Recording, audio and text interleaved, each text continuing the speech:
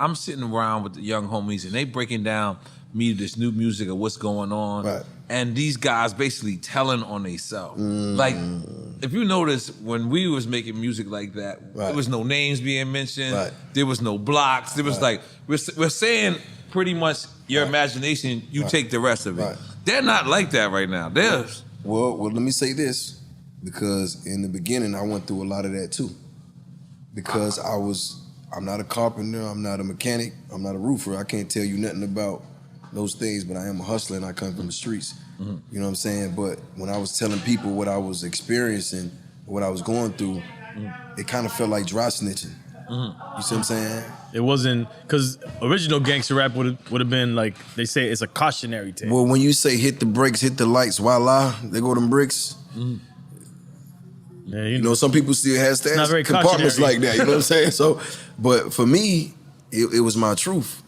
And then, you know, I think a lot of the things that I was saying, the guys who were already up, they felt it, but a lot of the guys who was trying to come up, like, damn, like basically you're giving them the blueprint.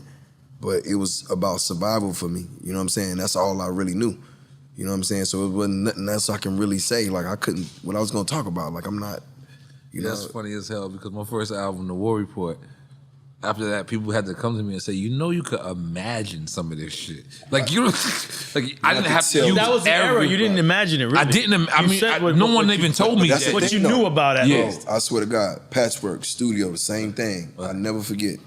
I'm working on Thug Motivation. T.I. comes to the studio. I'm sitting in the studio. He'll tell you if you ever up here, ask him.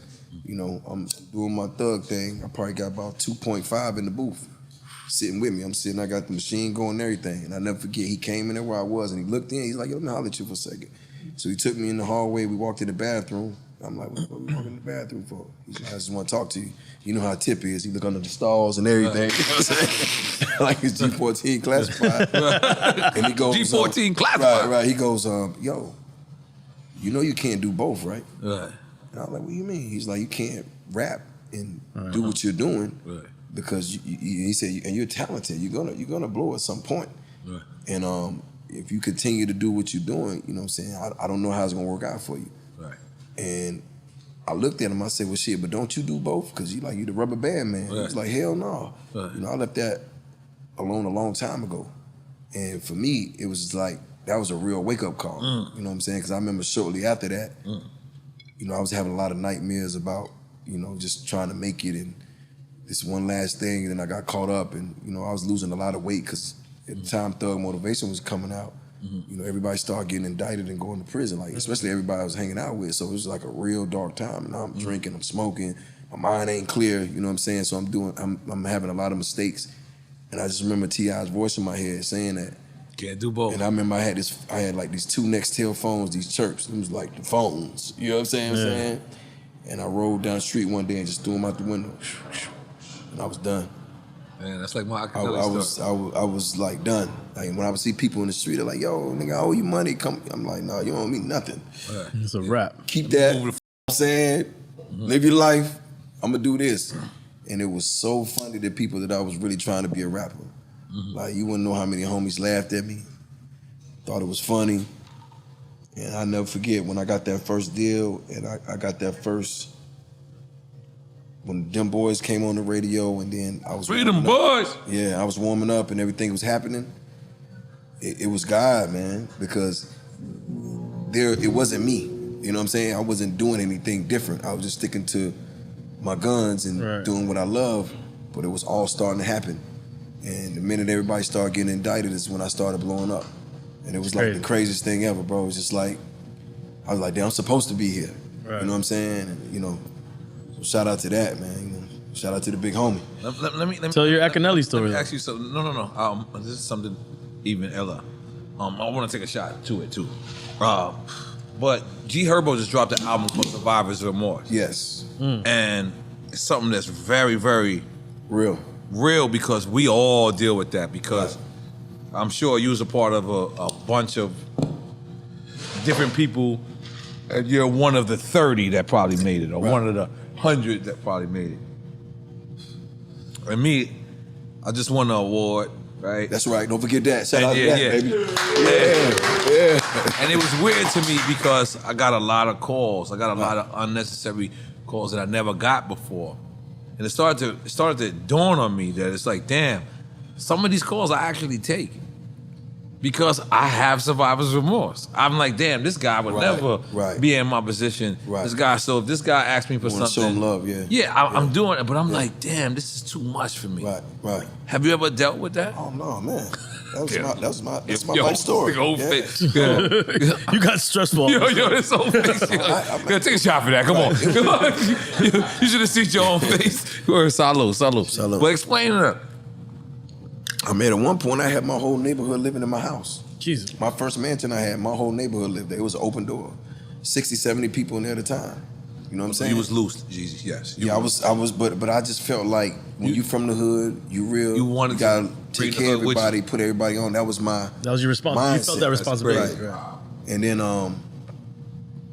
you know, and as you start paying the lawsuits and things are happening, and things are coming up missing, and nobody's taking responsibility, everything's on you. You know what I'm saying? You just like, wow, you know what I'm saying? You buying people cars, you buying watches. People pissing on your toilet. All that shit, you know what I'm saying? And you coming in and it's just like, you still feel alone. Right. You know what I'm saying? And then, you know, I have a gift of being able to visualize where I need to be.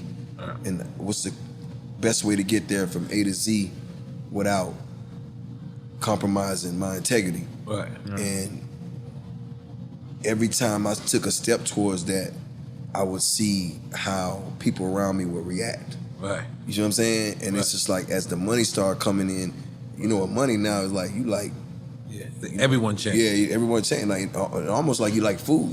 Right. Because you can't go buy this for yourself without making sure, you know what I'm saying? Like, you know what I mean? So it would be that way, and then it just went on for so long, like years and years and years. And I'm like, yo, what's going on? It was the last time that I got locked up in LA on tour. And I remember this tour. I just had my 8-year-old daughter, and I got locked up on the Wiz Khalifa tour on the murder they tried to put on me. That I had. They found the gun in your tour bus or something like that. Yeah, they found several. Okay, yeah. But none of them had my fingerprints on. Right. So now I'm in the LA County Jail, and ain't nobody taking care of my people. You know what I'm saying? I got 10 people with me. It's $1 million bill for everybody that's with me. That's $10 million. They wanted to let you go. I think Def Jam wanted to just bail you out. They came to get me out, but I'm like, these people that are with me, they're not criminals. These are my staff. Right. So, of course, I don't want to tell nobody how to get my paper, but I don't want to leave them here. So I stayed in there until I was able to work everyone out. Right, and get everybody out the way we came in. But what I noticed is when I came out, I was mad at the world. I was depressed. I was angry. And I was really angry at the people that was with me because nobody did anything for the people I love. Right. And that's when I made the decision which was the hardest decision in my life. Right. That's I'm gonna walk alone. And that's what you talk about, you saw. Right, yep. And ever since then, it's just like, it's me. Right. Of course, I got people around me that I love. Right. And they're you know, my staff and people that work with me and the people that I employ because we had the same vision. But as far as just keeping people around to save face, I can't do that anymore. Right. Cause that brings too much bad energy. And it's just like, I don't need bad energy with what I'm trying to do with my life. It's just like, you don't want that. Right. And I feel G Herbo because he's a kid from Chicago that's going through some real things. You can tell that he's beyond a star. Yeah. So he's only like 23 or 24 or something like that. So if he holds on to that. 34, like, because his knowledge is crazy. Yeah. And when I started being around people that, you know, that really wanted to see me win or connect me with people that I really couldn't get in the room with, that's when I started to see like, oh, there are people out there in the world, they're good people. You know what I'm saying? They're good people. You feel what I'm saying? Like, I don't want to be nowhere in a situation where I'm in. Yeah, I got to sleep with 2 Glocks. You know what I'm saying? Because the homies downstairs, I don't know what I might, you know what I mean, feel a way about this or that. And I love my homeboys, but it's just like, we didn't have the same vision. We didn't want to be the same place. My palate is different. Yeah. I like, you start like sushi and sushi. Like, I like expensive cigars, you know. Caviar, You know what I'm saying? So I'm there with you. I'm there with you. Okay. So it's just like, now you weird. Right, yeah. I like right. different music now. Right. You know what I'm saying? I'm like getting up in the Start morning. listening to the Isley Brothers for no Right, reason. You got a world view now. Right. So it's just like, yo, he's bugging. You know what I'm saying? You know, so now I'm eating healthy. I'm taking care of myself. I lost 60 pounds. Right. You know, where's all the gangsters in the front row now? Is women throwing panties at me. I ain't going back. Right. You know what I'm saying? I'm like, yo, this is it. And it wasn't until, so imagine everything, everybody at work I put out into the recession is when I told myself that you're still free, you're still alive, you're meant to be here, you're meant to be a star. And that's when I started kind of shedding the excess. But then when I got to what happened in the Bay, it's when I really said, I'm not even gonna try to save face anymore. Right. You know, I love y'all, and I can take care of people from a distance. You don't have to be with me every day for you to feel the love because we're not on the same path. You know what I'm saying? And that was the realization. And I not no disrespect to anyone because I love everyone, but that's when my peace began. Yeah. You know what I'm saying? I can see it. Yeah, that's my And peace. if people love you, they want you to grow. Right. Yeah, but then sometimes people are scared that if you grow, you're gonna leave them behind. Gonna leave them behind, yep. You know what I'm saying? And that's like the most dangerous. That's why Bankroll Fresh ain't here. Right. God bless. You know what I'm saying? That's why Vaughn ain't here. God bless. You know what I'm saying? That's why Adobe ain't here. Right. That's why they're not. That's why Tupac's not here. Right. God bless. You know what I'm saying? That's why Big is not here. Like, because somebody was like, no, you too many. can't go. Right. You know what I'm saying? And you really just think, I mean, come on, that's why Nipsey Hussle ain't here. Think about that. Yeah. Nipsey Hussle ain't do nothing but good. Right. He stayed in the hood. Right. Invested in his own There hood was and one his own person block. there that felt like, I don't want to see you go any further. Right.